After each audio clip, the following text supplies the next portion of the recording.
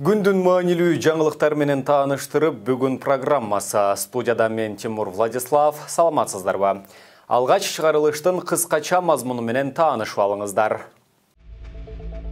Экс-министр Космосбек Чолпонбаев суракка чакырылган учурда жүрөгү кармап, ооруканага жаткырылды. Вице-премьер-министр пандемия учурунда сырттан алынган акчалардын каяка коротулгандыгын айтып берди. Ысык Көл облусундагы унаа жолдогу кырсыктан 3 адамдын өмүрү кыйылды. Экономикалык кылмыштарга каршы күрөшүү боюнча мамлекеттик кызмат тарабынан козголгон кылмыш ишинде фигурант катары өтүп жаткан экс-министр Космосбек Чолпонбаев Бишкектеги ооруканалардын бирине жаткырылды.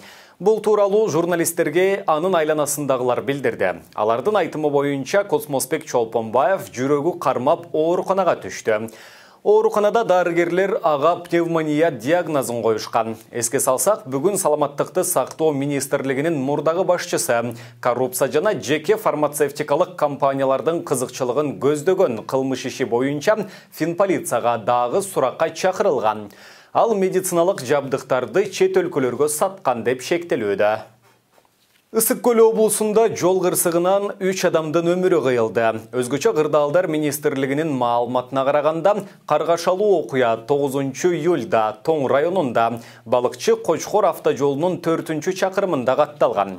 Анда Volkswagen Passat жеңил машинасы менен оор жүк ташуучу Скачман машинасы сүзүшө кеткен.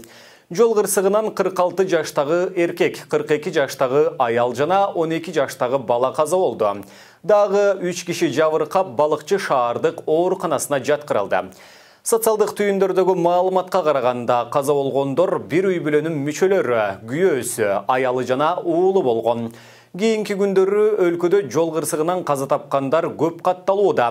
Кыргызстандын Ички иштер министрлигинин басма сөз кызматы тараткан маалыматка караганда, 2019 жылдын алгачкы 9 айында өлкөдө 4694 жол кырсыгы катталган.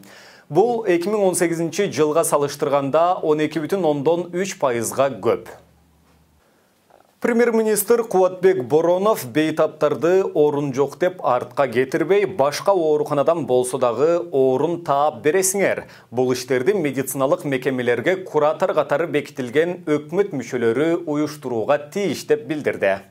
Места жок деп карап отургандар болбосун. Ар бир өкмөт мүчөсү 16 больницанын куратору ошол жерде турасыңар керек болсо. Келген кишини мына ганцыга жөнөтүп, бияка жөнөтүп, тияка жөнөтүп отурасыңар. Эгер ошону требуйт этип, ошону уюштура албасаңар, өзүңөр отурасыңар, анда ошондой кылбасаңар айтты. Турбасын ошол жерде бир да адам. Кайра артка кетип, жата албай, эртеси күнү кайра келип жүрө тургандар болбосун.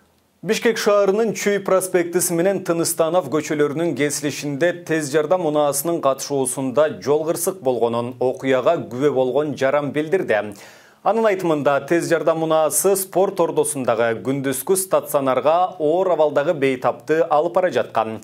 Кырсыктын кесепетинен айдоочу жеңил жаракат алса, медайымдын буту сынган. Ал эми ыкчам медицина борборунан аталган унаа Бишкектин тез жардам кызматына таандык эмес экендигин билдиришти. Кийинчерээк милициянын кайгуул кызматы билдиргендей, жол кырсык бүгүн 10 июлда саат 14:20 чамасында болгон. Toyota менен кагылышкан тез жардам унаасы оодарылып кеткен. Кырсыктын кесепетинен тез жардам унаасындагы адам жабыркады. Ал ооруканага жаткырылган. Өлкөдөгү кризистик абалга байланыштуу мамлекеттик бюджеттин киреше бөлүгү толбой жаткандыктан сырттан келген каражаттын басымдуу бөлүгү аны толуктоого жумшалууда. Бул тууралуу вице-премьер-министр Эркин Асрандиев бүгүн 10 июлда брифингде билдирди. Анын айтымында эл аралык донорлордон келип түшкөн 321 миллион доллардын 170 миллион доллары бюджеттик кызматкерлердин айлык акысын, пенсия, жөлөк пулун берүүгө жана дары-дармек сатып алууга жумшалды. Ал эми коронавирус менен күрөшүүдө 3,3 миллион доллар мамлекеттик материалдык резерв фондуна дан сатып алуу үчүн берилген. 1,3 миллион доллар өзгөчө кырдаал учурунда жакыр жашагандар үчүн азык-түлүк жардамын сатып алууга, 2,2 миллион доллар медициналык жабдууларды жана дары-дармектерди сатып алууга жумшалган. Асрандиевтің айтымында дүйнөлүк банктың эрик долбооруна ылайык бардык тендерлер банктың көзөмөлү алдында жүргүзүлүп жатат. Вице-премьер-министр мындан тышкары милдеттүү медициналык камсыздандыруу фонду жана Саламаттык сактоо министрлиги жүргүзгөн тендер сатып алуу, эсеп палатасы жана башка көзөмөл органдарынын текшерүүсү алдында жүргүзүлөөрүн, мыйзам бузулса чара көрүлөөрүн эскертти. Андан сырткары Асрандиев пандемия учурунда буга чейин сырттан алынган жана алдыда алына турган акча каражаттары тууралуу дагы маалымат берди. Кыргызстан пандемия шартында эл аралык донорлордон 627 миллион доллар алат. Мунун ичинен 321 миллион доллары буга чейин алынды. Калганы күтүлүп жатат. Жалпы 627 миллион доллардын 26% грант түрүндө берилет. Бул 166 миллион долларга жакын акча каражаты. Калганы жеңилдетилген насыя түрүндө 10 жылдан 20 жылга чейинки мөөнөткө берилет. Анын айтымында акча эл аралык валюта фондунан, Дүйнөлүк банктан, Азия өнүктүрүү банкынан, Азия инфратүзүмдүк инвестициялар банкынан, Евробиримдиктен, Немис өнүктүрүү банкынан, Ислам өнүктүрүү банкынан алынат. Бүгүнкү күндө Кыргыз Республикасынын аймагында 5G технологиясы ишке киргизилген эмес. Байланыш операторлары 5G тармагынын жабдууларын орноткон эмес жана пайдаланган жок. Мамлекеттик байланыш агенттиги эч кандай уруксааттарды берген эмес.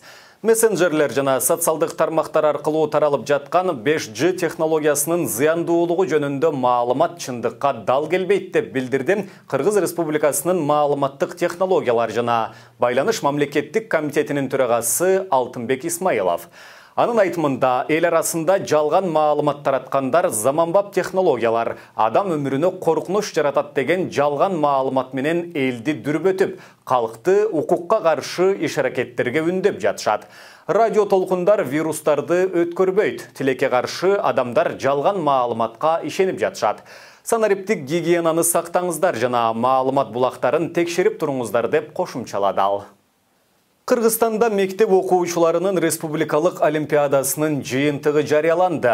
Билим берүү жана илим министрлиги 10 июлда кабарлагандай, пандемияга байланыштуу быйыл олимпиаданын 3-чү турунда мыкты аталгандар республикалык таймаштын жеңүүчүлөрү деп таанылды. 17 сабак боюнча мектеп аралык, аймактык, райондук акыл таймаштарын жеңип келген 483 окуучу облустук турда 1-чи, 2-чи жана 3-чү орундарга ээ болушкан. Министрликтин маалыматына караганда 1-чи орунду алган 160 окуучу ноутбук жана диплом, 2-чи жана 3-чү орунду ээлеген окуучулар диплом менен сыйланышат. Ошондой эле 281 окуучу жогорку окуу жайына тапшырууда олимпиаданын предмети дал келген адистиктер боюнча жеңилдиктерди ала алышат. Республикалык олимпиаданын 3-чү этабы 27-28 февралда Бишкек, Ош, Жалалабад, Баткен, Нарын, Каракол, Талас шаарларында өткөн. Ага жалпысынан 1978 окуучу катышкан. Мына ушуну менен бүгүнкү чыгарылышыбызды жыйынтыктайбыз. Эс алуу күнүңүздөр көңүлдүү улансын. Кийинки эфирлерден амандашканча сак саламатта туруңуздар.